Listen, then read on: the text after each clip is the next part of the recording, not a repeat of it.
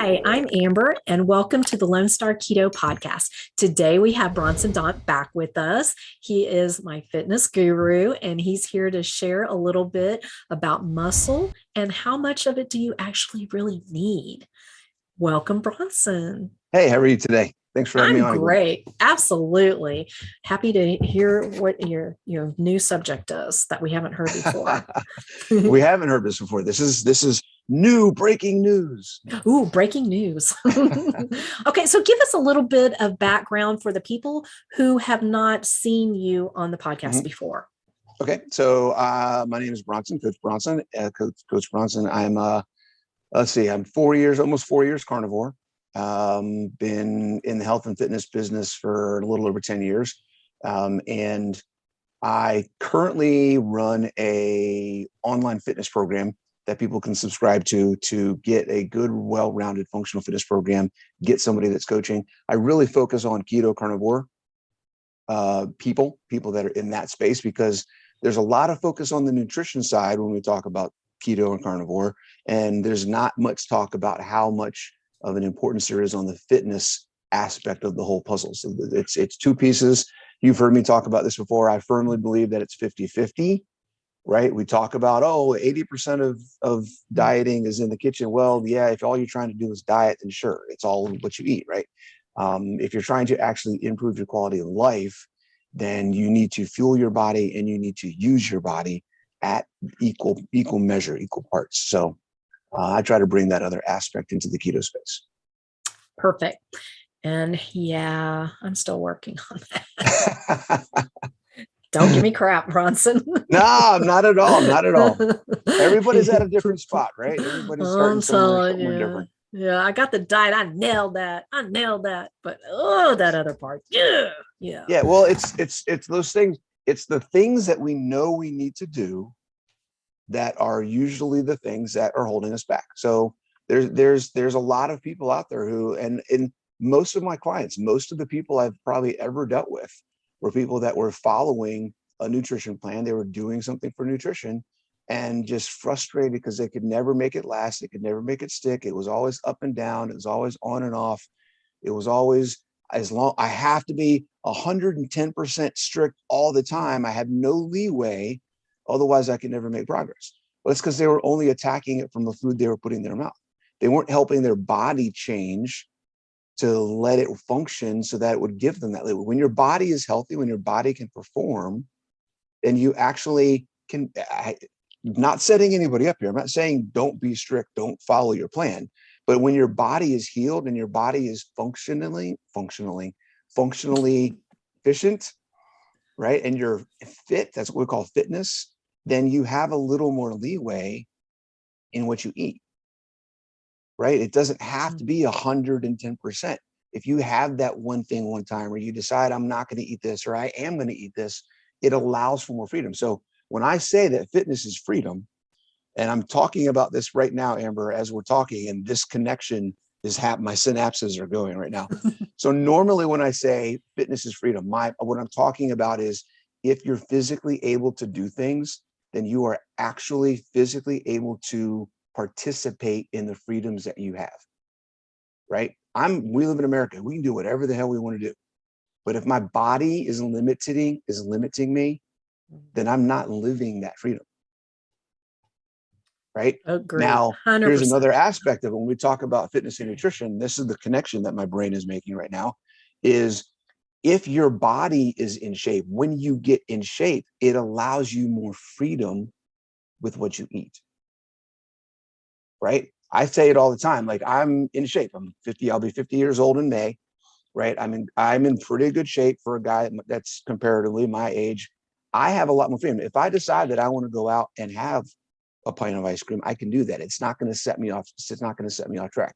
It's not going to destroy any progress that I made. I'm not going to feel bad about, like, I'm at such a good place because I spent the last several years to get here, right? That I now have, it's like, I have an expense account that if I decide I want to use that extra health dollars in some ice cream, I can do that. And it's not going to set me back. I'm not going to go into a deficit, and I'm not going to go into the red. So makes sense. my little rant to start this whole thing off with. No, that's good. But I think there is a difference though. Like when people talk about how, oh, well, I went to the gym, so I can eat whatever I want. You're not That's a very saying different that. thing. No, You not at are all. saying that if you did have a little something at some point, whatever, it's not going to totally demolish your everything that you've been working on. You know, So one cheat meal is not going to, right. And so there's a very big difference. So what I'm talking about is, let's use the money analogy again. Let's go back to the money analogy. So right now, most of the people that are on this journey are in debt with their health. They're in debt. They're 50, 100, 300,000, $1 million of debt right now when it comes to their health. They have to pay that back. They have to get back to zero. Okay. You can get really close to zero with just what you eat. Seriously, 100%. You can get back to zero. You can get back to, I'm not in debt anymore. But you have no money to spend to do anything that you want to do. That's where fitness comes in. Fitness gives you the extra spending cash to go live your life. I love that. Right? That's where the two come into play. So that's from a lifestyle quality of life perspective. When we talk about eating or working out to eat, that's different than getting your body healthy and getting that savings, getting that surplus of funds in your health bank account, so that if you do have something, it's not going to throw you off because you're already in a surplus.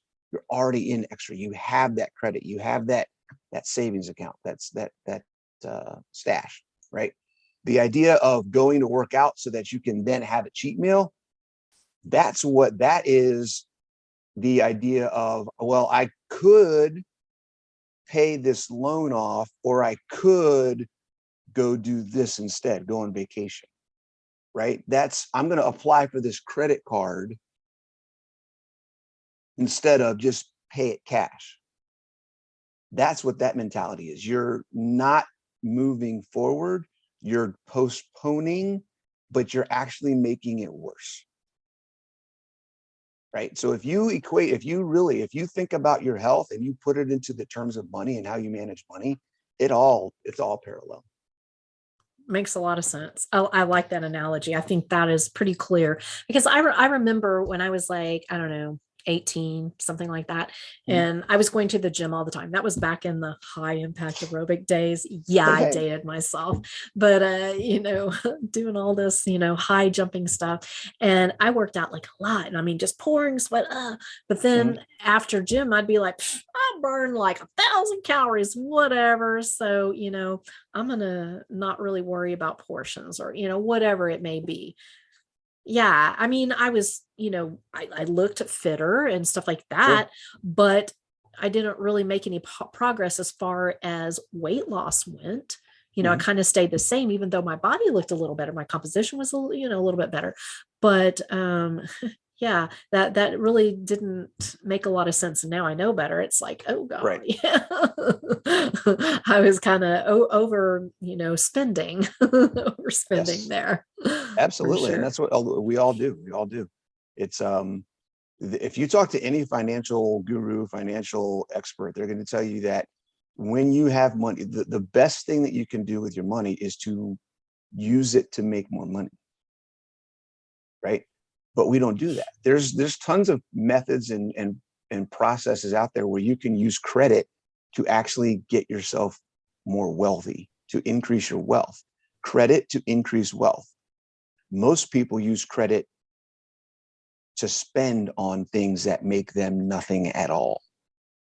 In debt. And that's what a lot of people are doing with their health. They're spending their health on things that feel good, on things that are short term, on things that aren't going to do anything for them in 1, 2, 5, 10, 15, 30, 60 years. Makes complete sense. I love that. Okay, so let's get to our subject. Yeah. Why do we need muscle? And how much do we actually need of it? Yeah, so as much as do possible. Your thing. No, you need to be all muscle. Everybody needs to look like Schwarzenegger. All right. Well, why we need muscle? First off, muscle is life, like literally. Okay. Um, the more I've researched this and the more I've looked into it, it's absolutely ridiculous. The numbers and without me getting too fired up here, the idea in society that we lose muscle as we get older, and that's just how it is, that's done. That's got to stop. We have to stop that thought process because it is literally killing people. Okay. The current standards, and this is one of the things that really drives me crazy, is I was looking through the all of this stuff that's out there about body fat percentage and what happens with muscle loss and what is sarcopenia and how does it affect overall health and all these things. Okay. If you look at any body fat composition chart, it'll have age ranges, and the older you get, the more fat is recommended. The amount of fat keeps creeping up and up and up that you can have as you get older. And that is absolutely ridiculous. So particularly when the older you get and the less muscle you have, the more likely you are to die. That's just what it is. Okay. The numbers, depending on how it's measured, what we're looking at, what the different studies are and how they're defining mortality versus illness and other things, you're at a 35 to 70% chance higher percentage of risk to get a severe illness or die the lower your muscle mass goes. Ooh. Right? Your longevity of stay in hospitals, if you get sick and you have to go to the hospital, the lower your muscle mass is when you enter, the longer you stay. Okay. So muscle mass is a determining factor in how long you live. Okay. So the idea, and this is another topic we can kind of get into a little bit, I guess, maybe. I don't know if we have that much time.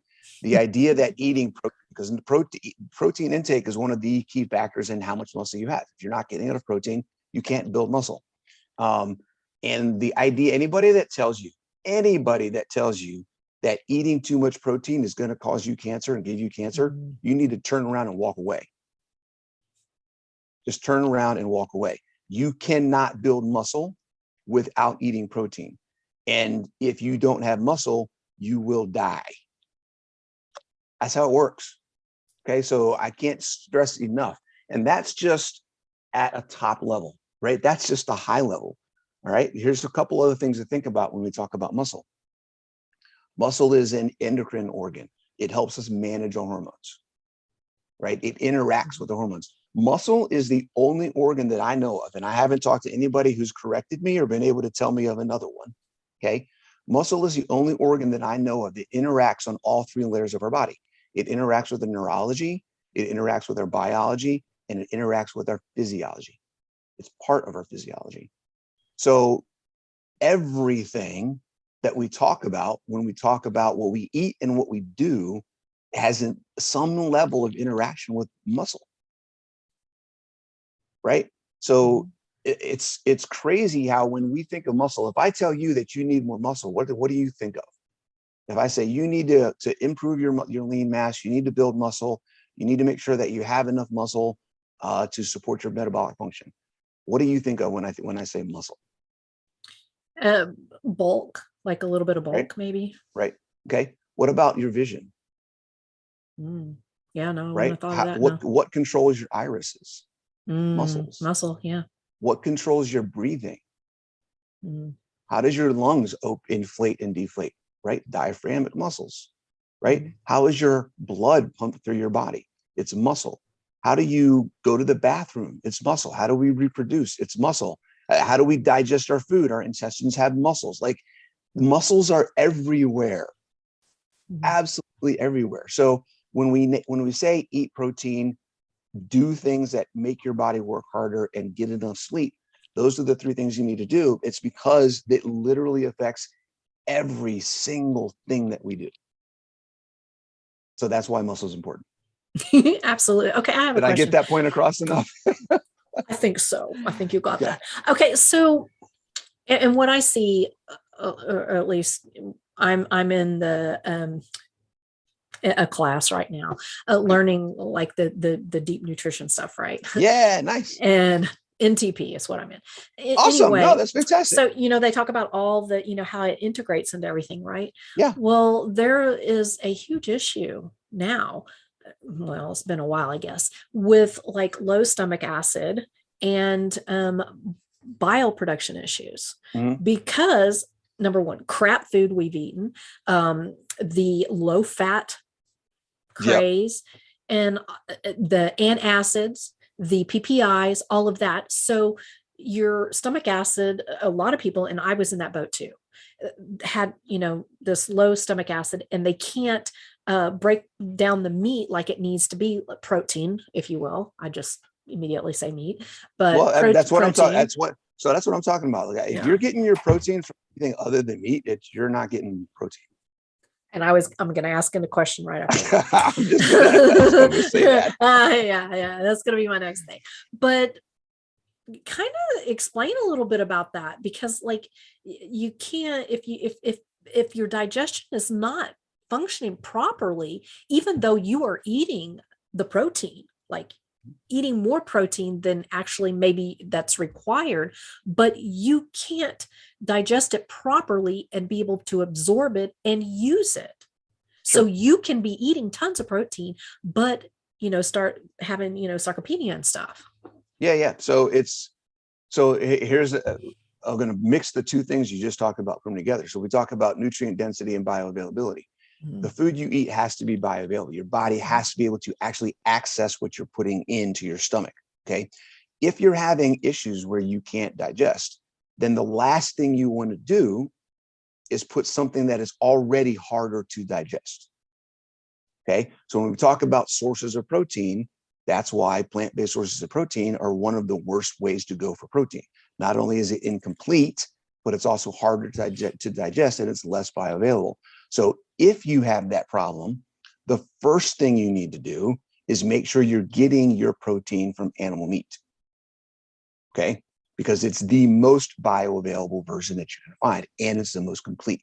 Okay. The second thing you may need to do is you may need some assistance. You may need ox bile. You may need some HCl, some hydrochloric acid supplements. You may need some apple cider vinegar supplementation. Like, there's some things that you can do that will help you with breaking that food down, digestive enzymes. There's a bunch of different things. I would recommend getting with a nutritional therapy practitioner and getting some guidelines, working with the functional medicine doctor. There's a lot of different ways that you can go to get that support. But in some cases, depending on the cause of your digestive issues, some of it can be fixed. Some of it may never get fixed. But you kind of have to work with what you got and figure out what works best for you there. Yeah. And I think that is a root of a lot of people's issues. Absolutely. Because with digestion is like, that's where everything starts. Food is a fuel. And if you can't access that fuel properly, or you're putting in the wrong fuel, oh my God, it's terrible. Okay. So you touched on the whole plant protein thing. Okay. So, and this gets thrown in my face a lot. Oh boy. Yep. Yeah, you know where this is going. But Bronson, there are plenty of really beefy Hulk men who are plant-based. Sure they are. Explain that to me, please. Now they are. So, okay, I don't know who's going to hear this, and I don't really care. Most of the people, there are very few high profile. I don't know all of the people that are out there in the world, but there are very few high profile fitness bodybuilders, high-end competitors who are vegan and have always been vegan. Number one, always been vegan. You can't count people who got to where they were and then went vegan, and who now claim vegan as their lifestyle. Okay. You can't, I'll take that back. You can absolutely, if you want to. Here's the deal. Every single one of them, after they claimed that label vegan, within 3 to 5 years, they weren't even in their sport. They got hurt, their performance dropped down, they get kicked off a team, they stopped competing, whatever the reason was.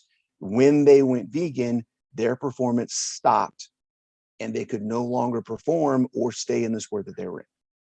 Okay. Now, those people who are high profile, those people who are high performers and are vegan are not, I think we've talked about this before, and how unrealistic the fitness professional lifestyle really is, right? As a fitness pro, as an influencer, somebody on social media who makes their living off of how they look, the pressure, the methodology, the lifestyle is literally 110% 24/7, all about staying in shape, looking a certain way, and fitting an image that they have to portray on screen, on video, on pictures every single day. Okay. They're not like you and me. They're not moms and dads and grandmas and grandpas who have regular jobs, who go to the gym when they can, who go to the store when they can, who have other things that they do, dancing, bowling. Like they don't have lives outside of being a fitness professional. Okay. Yep. Vegan people in that space take that up a notch, because the things that they have to do in order to maintain the mass and the muscle and the look and the health and be able to work out and recover, because their inflammation is higher, so their recovery time is longer, right? They can't work as hard because they will get hurt faster. Okay. They don't build muscle as well, so they have to take additional supplementation. Their supplement regimens and the money that they spend on supplementation to maintain those bodies is astronomical. The things that they have to, the way that they have to calculate. If you think just tracking carbs is complicated, try being a vegan bodybuilder. Okay. Multiple sources of protein from multiple locations simultaneously, the calories that they have to eat, the number of times they have to poop. Like, I mean, oh my God, the level of complexity in that lifestyle, it is absolutely, and I'll be the first to tell you, absolutely 110% possible to do it as a vegan.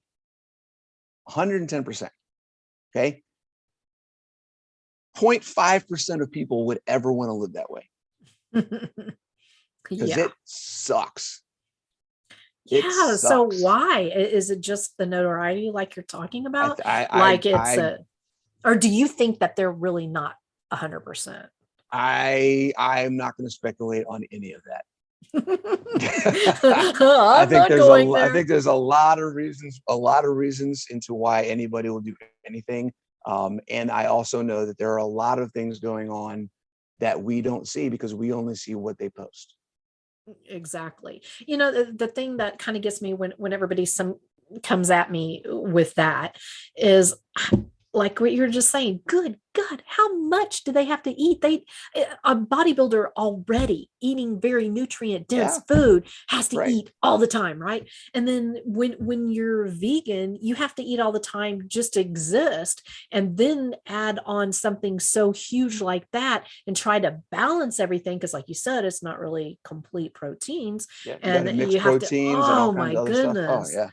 I couldn't even imagine. I think you're right. I mean, a vegan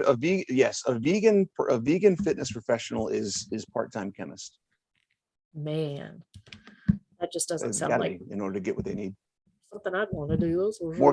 There's more chemicals in their kitchen than, oh my God. I bet, and all the supplements and stuff like that. Holy cow. Because how in the world could you get everything you need? For sure.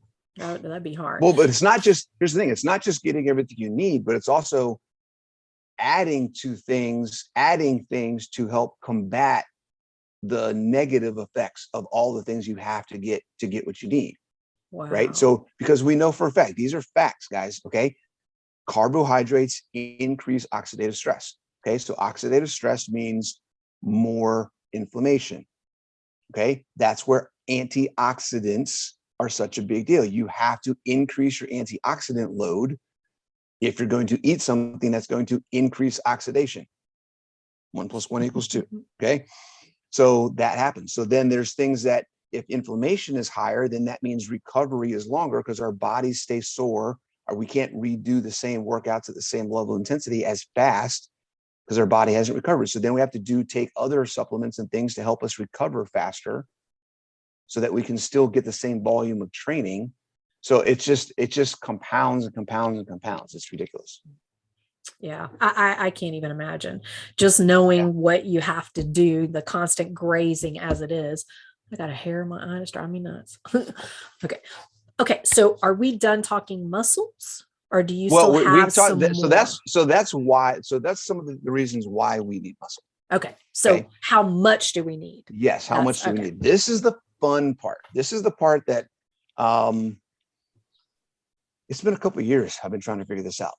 Nobody has this information. So the information that I'm about to put out here, I've only put it out in a couple of places. I wrote an article a couple of weeks ago. I put it out.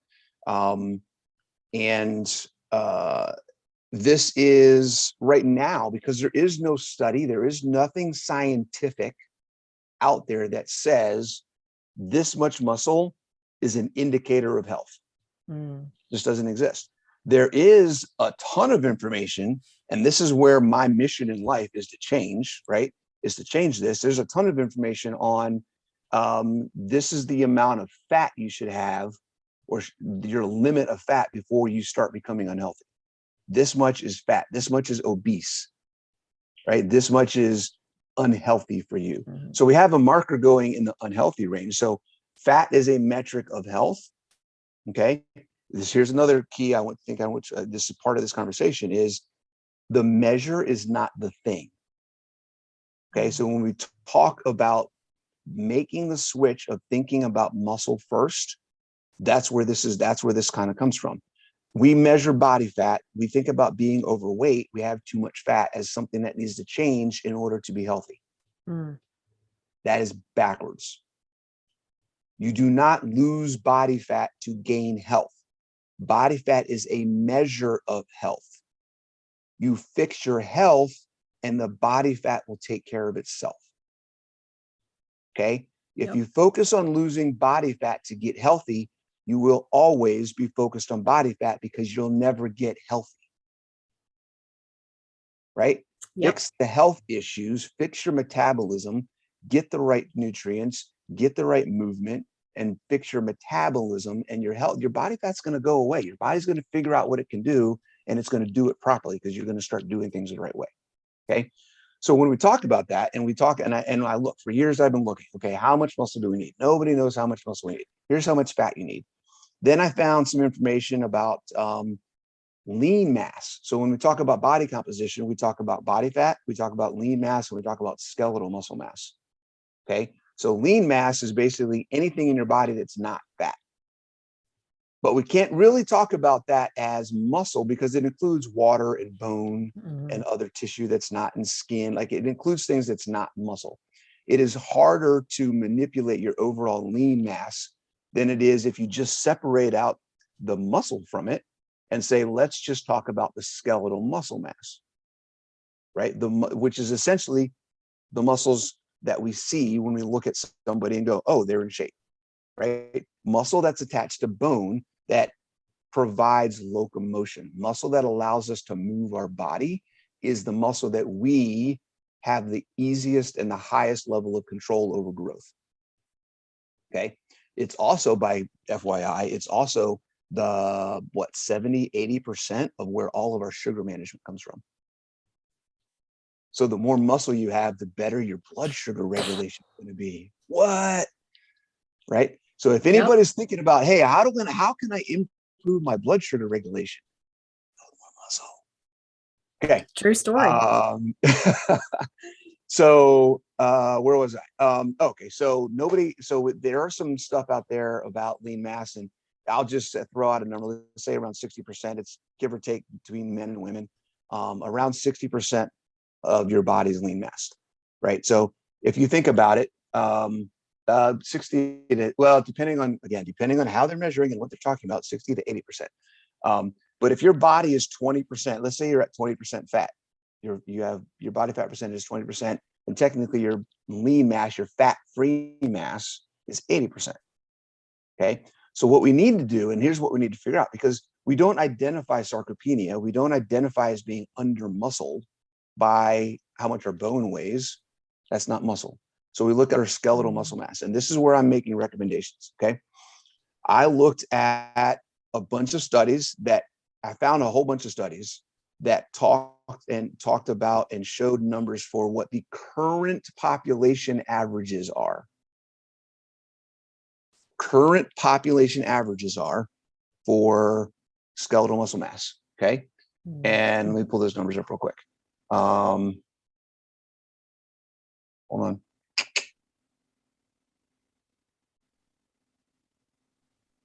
Okay. So currently, across all these studies that I found, the current skeletal muscle mass averages for the general population is 31.7% for men. Okay. And 26.3% for women.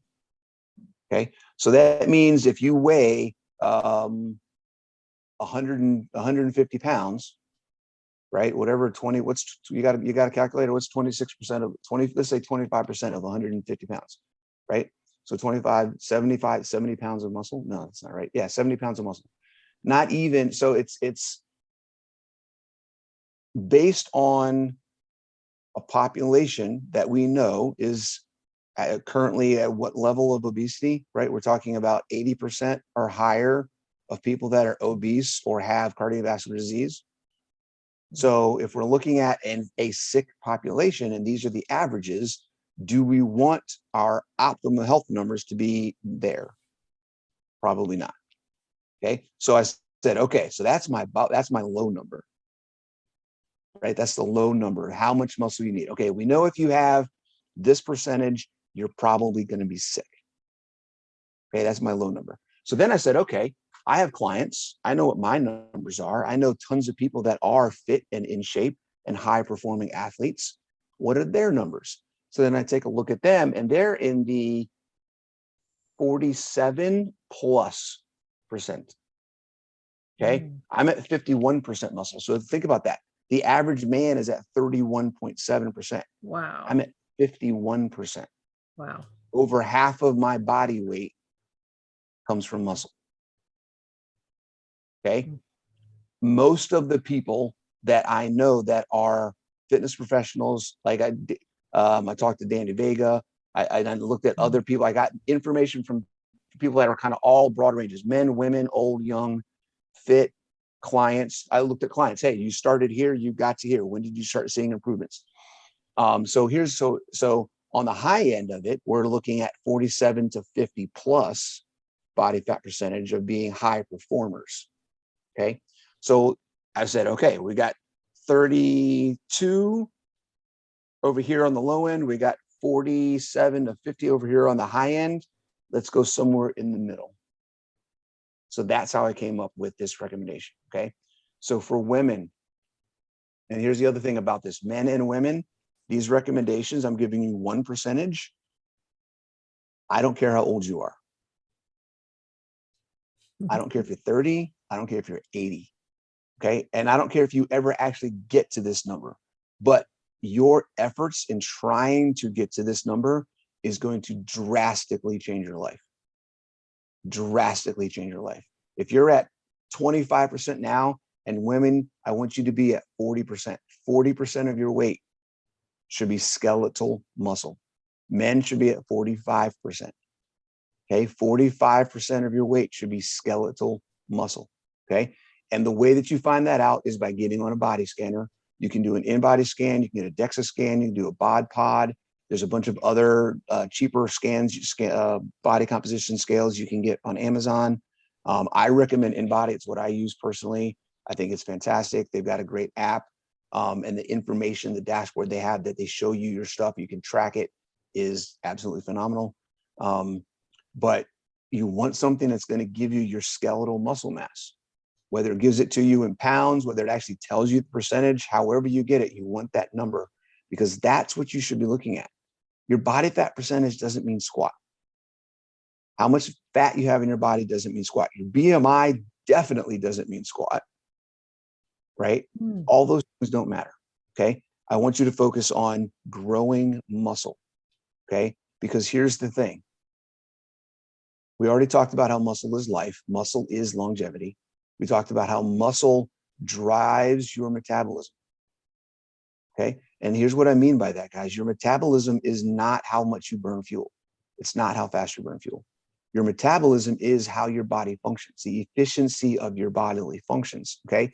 So when you look at your BMR, your base metabolic rate, okay, if I start off, let's say today I walk in, I get on a scan, and my BMR, my base metabolic rate is 2,000 calories a day, right? Because we rated in calories. Traditionally, BMR is looked at as how much you burn in a day, okay, how many calories you burn. I want you to switch that up and stop thinking about your BMR as calories and think about it as a rate. It's a rating of efficiency. It's a rating of performance. Okay. If you lose body fat and gain or maintain muscle, your BMR should maintain. When people's calories, when their BMR goes down, when they're dieting, it's because they're starving themselves and their body doesn't have enough material to work properly. The idea and the thought process around, well, if I diet, if I do go into a caloric deficit, my BMR is going to go down and then I have to upregulate it again, right, to lose more, or I have to do all these manipulations with BMR. Screw that. Just eat more protein, manage your fuel, maintain your function, and everything else will take care of itself. The focus being on the function, not on the fat loss. Okay. So I talk about calories, we talk about BMR. I talk about calories in two different ways. I talk about fuel calories and I talk about functional calories. Okay. Protein is functional. It is not burned for fuel. Protein is functional. It is not burned for fuel. Protein is functional. It is not burned for fuel. Okay. Fat and carbs are fuel. So if you need to fuel your body, eat some fat, eat some carbs. If you want to fuel your body cleanly, eat some fat. Okay. If you want your body to grow, if you want your metabolic function to be healthy, if you want your endocrine system to work properly, if you want your recovery to be faster, if you want to get stronger, if you want to increase your body's ability to move and be physically free, eat protein. Okay. Protein. Yeah, it is. Hashtag team protein. I should have worn my team protein shirt. I have a shirt. If anybody goes to my website, go to my apparel. I got a thing on there. You can buy a t-shirt. It says team protein. But yeah, it's the idea that when we focus on losing fat, we're literally, I used this analogy the other day. I was talking to somebody and I'm trying to figure out, if you know a graphic designer, I'm trying to get someone to draw this or come up with a way to do an infographic on this, because this seems to me to be a really good analogy here. You're in a bathroom and your tub is overflowing, right? That's your body. That's your life right now. That tub is your body. It's overflowing. It's got too much water, okay, / fat, okay? You are right now in that bathroom trying to mop up the floor, but you haven't stopped the water from going into the tub, right? You're in there. You've got a mop. That doesn't work. So you get a bucket and a ladle. That doesn't work. So you get a bunch of sponges. That doesn't work. You put a bunch of towels on the floor. That doesn't work. Everything you try, you may get it for a second and it's good. You look, hey, this is great. I finally get it. And then as soon as you take those 3 stacks of towels away, and then it's all back again. Right? That's your life. You're living this life because you're trying all these things because you're focusing on the water on the floor and you haven't cleared the plug in the bathtub. You haven't turned the water off in the faucet. So the tub isn't working properly because it's not letting the water drain out, and you're overflowing with food, water that's not benefiting anything because you've already got enough there. Right? So focus on the problem. Stop trying to mop up the floor. I like that. That's good. Another good analogy. I like that. So muscle guys, 45%, women, 40% skeletal muscle mass is what you're looking for. Yeah. Oh, so yeah. Think about where you're at. And just in case anybody's like, that's so much. I don't think that is. Okay. So, okay. If you weigh 100 pounds, 45 pounds, guys, if you weigh 100 pounds, 45 pounds of that should be muscle. If you weigh 200 pounds, 90 pounds of that should be muscle. Okay. Ladies, if you weigh 100 pounds, 40 pounds should be muscle. I'll say 150. I'm not going to go 200. If you weigh 150 pounds, right, then 60 pounds of it should be muscle. 60 pounds of muscle, guys, is what we're talking about. And here's the deal. My mom is 68 years old. Okay. She's 68 years old. She's currently, after having COVID, after this whole mess the past couple of years of having to transfer from her regular gym and working from home and, all the stuff we've all been going through, she went from a 41% to a 38.5 or something like that. So she's basically at 40%. So she's there. So she's 68 years old. It's possible. You can do it. Wow. Go It is reachable. her. It is reachable Yeah. for everyday people. She works out 3 to 4 days a week. She doesn't spend a lot of time in the gym, right? She works out for 45 minutes to an hour, 3 days a week. She's carnivore. She eats a ton of meat. She doesn't eat as much as I think she needs to, as her coach, because I'm her coach. I'm like, you could probably do a little bit more. She's like, I'm trying to eat more. But she does what she can, and she's been able to make progress. So not only does she have muscle at her age, that I'm not worried about her losing her independence as she gets older, right? She's also reversed osteopenia. Oh, great. She was in osteoporotic ranges with her bone density. That is now no longer a fact. Okay. So she's been able to do things for herself, improve her quality of life, and not have to worry about fat. She doesn't worry about fat. She worries about muscle. I want to get stronger. I want more muscle. I want to be able to do this. Right? There's a big mindset shift between I want to be able to do this, or I want to be strong for this, or I want to grow this. Very big difference in our mind than I'm trying to lose, I'm trying to cut, I need to restrict, I need to stop. I can't do that. Yep.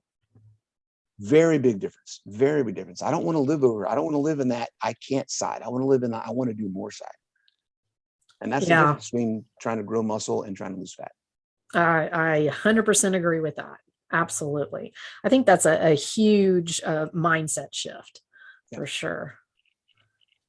So I'm sorry, I kind of just went off on that a little bit. No, that's good. No, that's really good. Okay, so tell us a little bit about the Apex system and any upcoming projects. Okay, so the Apex training system itself is an app that you can download on your phone. You get, depending on which program you get access to, you get 3 workouts a week or 5 workouts a week. It's body weight, there's kettlebells, dumbbells, resistance bands, things like that. And basically it's just a way for me to help you in whatever environment works best for you, have a plan that is well-rounded, is going to maintain your functional health. It's not just going to be one thing or another. It's going to be all of the things, because we've talked about, if you've listened to any of the other videos that we've done together, right? We've talked about the central movements. We talked about the 10 components of fitness. We talked about all the metabolic pathways and how our body works different ways to burn different fuels. So the program is designed to address all of those aspects of health and fitness, okay? Because fitness is health. So I want you to be healthy. I don't want you to be huge. I don't want you to be super fast. I don't want you to be able to run forever, but I want you to be able to be strong enough, fast enough, and last long enough to do the things that you want to do for your freedom, right? That's what that program is all about. Other things going on. So we just locked in, we just finalized our, well, let's just put it this way. So I'm partnering with INBODY, right? I told you I have an INBODY. I work with INBODY. I love INBODY a lot. Of all of the companies out there that are about body composition products and services, they get it. They understand that they're not just selling a scale. They're trying to give people a solution to understand what health really is and how to manage it and fix it. Okay. That's why I really buy into what they're doing. And I really love, I got my first INBODY scale when I owned my gym. It was a commercial version. We used it for our members, and it transformed my gym. It transformed that's really where I first was exposed to the idea of body composition over just fat loss. And that's really where I kind of was exposed to the idea of, wait a second, muscle is important, maybe more important than losing fat. And it kind of set me off on this whole thing. And so that's like 5-6 years ago when I first got that. So ever since then, I've really been really impressed with what INBODY's done. So they actually, I'm an affiliate with them, and as part of that relationship, I was talking with them recently, and they decided to partner with me on doing a study. So INBODY is going to be working with me. We'll do some data analysis over the next 2-3 months or so, but we're doing a challenge that starts in a couple weeks. We just locked in I gotta admit, everybody in the keto community that responded to my call, I put a call out there, said, hey, I'm looking to do this with INBODY. We need applicants. We're targeting women who are keto, over 40. Women over 40 who are keto is our target. That's who we're doing the study on. We want to see what a ketogenic diet does for women over 40 when it's paired with a functional fitness program. So it's going to be an 8-week challenge. We're doing it as a challenge, 8-week challenge. They're going to get nutrition guides, coaching with me. They're going to get access to my app. So they're going to get programming from me as well. We're going to do like weekly calls and a bunch of stuff, but we're going to collect a bunch of data. So they're going to be responsible, right, for daily logging and sending us information and body scans. We're doing all this stuff to collect data. And at the end of it, we're hoping, right, I fully expect that we're going to see some fantastic things when it comes to improvements in body composition, improvements in performance, right? Because I'm going to have access to all the workouts that people do. So I can see, did they get stronger? Did they get faster? And then tie that to the diet, right? Tie that to, did they grow muscle? Did they lose body fat? Did their BMR change? Like, we're going to have all these data points specifically targeted at women over 40 on keto, which doesn't exist right now. So it's going to be super cool. It's going to be super cool. Yeah, I'm super excited. I can't even. I'm still kind of in shock this is even happening. I had a call with INBODY today, and we were finalizing some things, and I got off the call, and I was just like, this is actually happening. Like, what the heck? What? This is That's happening. So cool. So now, what exactly is INBODY? It's not the one where you stand on it and this thing goes around you. No, that's the 360. I forget which one that's called. The INBODY is just it's an electric impedance. So you stand on it. It has a little handle on a cord you can pick up and you hold on the handles. So it's got two connections here, one for your fingers, one for your thumbs, and then 2 more on your feet. So it's 4 connections total. And then it scans your body. The science behind it is called electrical impedance, bioelectrical impedance. There's like 14 frequencies that they send through your body, and it can measure based on the strength and the speed or response of all the different signals to all the different things, all the information about, what your body composition is. It's as accurate as you're going to get with anything out there. I mean, we all know that DEXA is about the most accurate you're going to get, but they're also $100 a pop, right? Something like that. So an INBODY at-home device you can get for $300, and then you have it. I've had mine for 2 years. I've had to change the batteries once. You know what I mean? So it's way easier, way more accessible than having to go do a DEXA once. Yeah.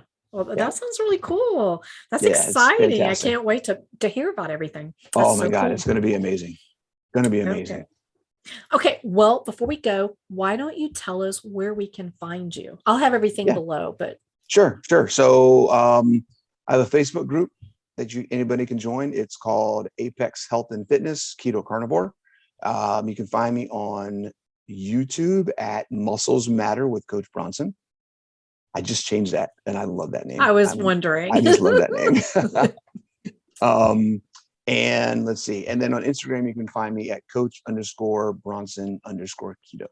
And you changed that too. I changed that a little while ago. Yeah. Because I really,